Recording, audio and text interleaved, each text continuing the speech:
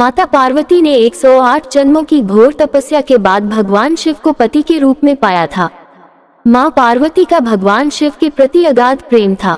एक आदर्श पत्नी की तरह माँ पार्वती भगवान शिव की सभी बातों का पालन करती थी और जब भगवान शिव कुछ बोला करते थे तो उसको पूरे ध्यान से सुनती थी। एक बार भगवान शिव माँ पार्वती को ब्रह्म ज्ञान देने के लिए सृष्टि की कथा सुना रहे थे। कथा सुनते सुनते माँ पार्वती किन्हीं दूसरे विचारों में खो गई। जैसे ही भगवान शिव को इस बात का एहसास हुआ कि माँ पार्वती उनकी बातों पर ध्यान नहीं दे रही हैं, तब उन्होंने माँ पार्वती से पूछा कि क्या आप मेरे द्वारा सुनाई जा रही कथा को सुन रही हैं?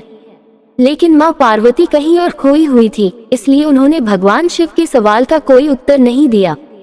कुछ समय बाद जब माँ पार्वती का अपने विचारों से ध्यान भंग हुआ और वे अपनी दुनिया में वापस लौटी, तब भगवान शिव ने क्रोधित होते हुए माँ पार्वती से कहा कि आपने ब्रह्म ज्ञान का अनादर किया है। जब किसी से शिक्षा या ज्ञान लिया जाता है तब ध्यान भंग नहीं होना चाहिए, और अगर ऐसा होता है तो ये दंडनीय है।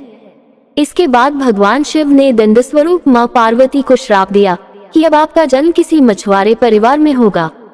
माँ पार्वती को अपनी गलती का एहसास हुआ, पर तब तक काफी देर हो चुकी थी और भगवान शिव उनको श्राप दे चुके थे। अब दुख में डूबी हुई माँ पार्वती मछुआरों के एक गांव में पहुंची। इस गांव के मुखिया की कोई संतान नहीं थी।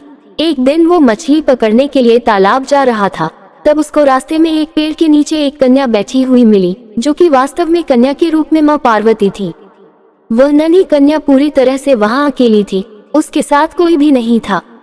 तब मछुआरे ने इस घटना को प्रभु की कृपा समझा और उस नन्ही कन्या को अपने साथ अपने घर ले आया। माँ पार्वती उसी घर में कन्या के रूप में रहने लगी। इस तरह माँ पार्वती को अपना एक जन्म भगवान शिव के श्राप के कारण मछुआरे के घर में काटना पड़ा।